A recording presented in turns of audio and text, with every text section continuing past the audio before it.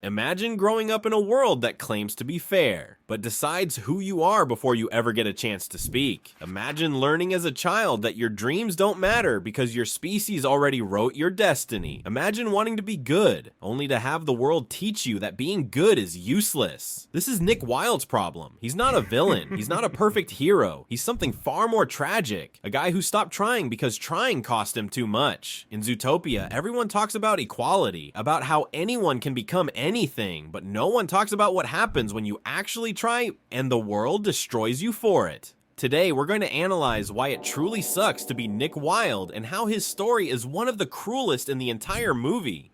Nick isn't born cynical. He isn't born a scammer. He isn't born distrustful. He isn't born sarcastic. Nick begins as an optimistic child, a child who believes in the system, who believes in the rules, who believes he can be something more. His dream isn't to be famous. It isn't to be rich. He wants to be a scout. He wants to help. He wants to belong. But the world teaches him a brutal lesson. No matter how hard you try, it won't matter if they already decided who you are. And when he is humiliated for being a fox, they don't just reject him, they mark him. That is the exact moment Nick stops believing.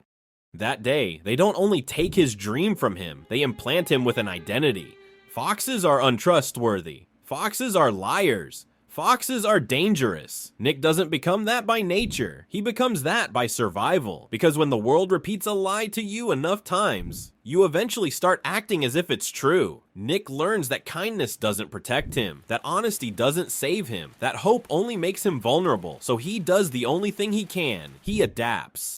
Nick doesn't scam for pleasure. He scams because the world taught him that trusting means losing. Every con is a reminder. If I don't get ahead, I get crushed. He doesn't want to steal. He wants to control. Control rejection. Control pain. Control humiliation. Sarcasm becomes his shield. Scamming becomes his way of existing. Mockery becomes his emotional anesthetic. Nick isn't evil. He's tired of losing while trying to be good. Nick laughs, he jokes, he mocks everything, but that laughter isn't happiness, it's defense. He already decided he won't belong, that he won't be accepted, that trying isn't worth it. This way, it hurts less, because when you expect nothing, nothing can disappoint you. Nick isn't alone because he lacks people, he's alone because he lacks faith. Then Judy Hopps appears. A little bunny who shouldn't believe in anything after everything she's been through, and yet she does. She believes in him. She believes in justice. She believes in change. And that's more terrifying than any threat, because Judy doesn't hate Nick for being a fox. She expects something better from him, and that is dangerous, because believing again means risking getting broken again.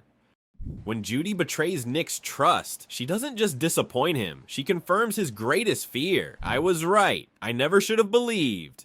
They always do this. Nick doesn't react with rage, he reacts with resignation, because when you expect betrayal, it hurts less, and that's the real damage. Nick doesn't cry, he doesn't scream, he doesn't demand answers, he simply returns to his cage.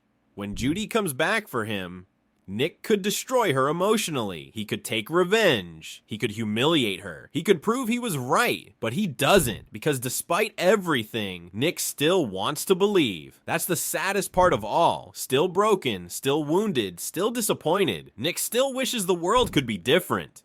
Nick helps uncover the truth. He helps dismantle the lie. He helps confront those pulling the strings from the shadows. Not because he suddenly trusts the system again, not because he believes the world magically changed, but because he wants to change.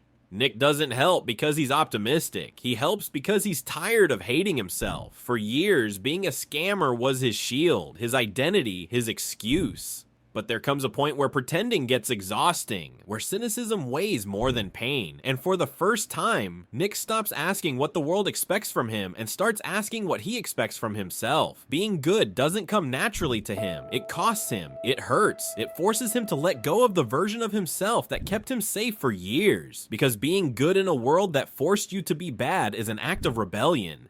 Becoming a police officer is not an immediate happy ending. It's a dangerous gamble. Nick exposes himself again. He becomes dependent on others again. He places himself in a position where he can be betrayed again. And for someone who learned that trusting means losing, this is almost torture.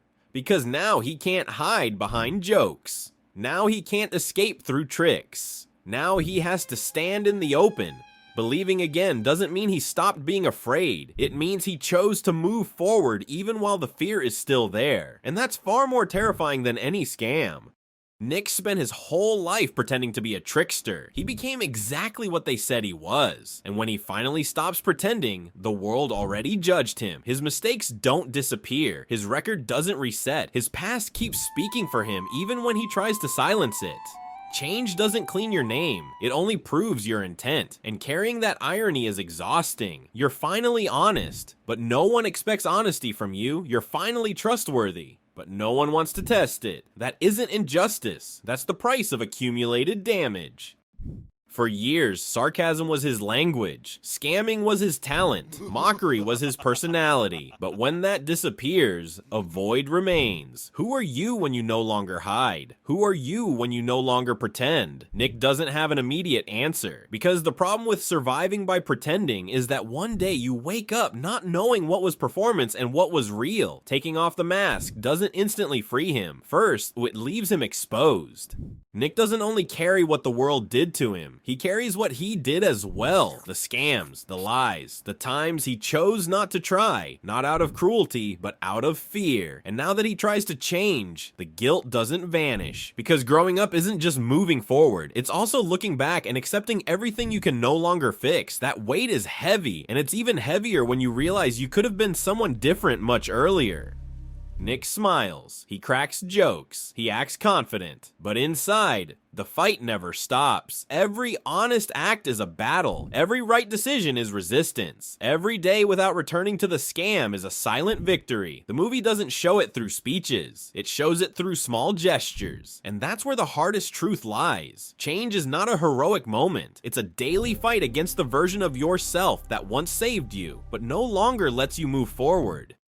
Zootopia proudly preaches equality. It teaches that anyone can be anything, that predators and prey are the same under the law. That opportunity is universal, but the system only changes after the disaster, only when the damage is already done, only when fear has already spread, only when lives are already scarred. Nick wasn't protected. No one stepped in when he was humiliated as a child. No one corrected the injustice in time. No one challenged the lie before it became his identity. The system waited until the consequences were undeniable, and by then, Nick had already been shaped by the damage. Nick wasn't rescued. He survived alone. He built his shell by himself. He hardened his heart by himself. He learned to stop believing by himself, and only after he was already broken, the world finally reached out to celebrate his change. But redemption doesn't erase abandonment. It doesn't erase the years of mistrust. It doesn't erase the nights of isolation. It doesn't erase the identity that was forced onto him, and that leaves an uncomfortable truth. The same system that now applauds Nick's redemption is the same system that once stood silent during his fall.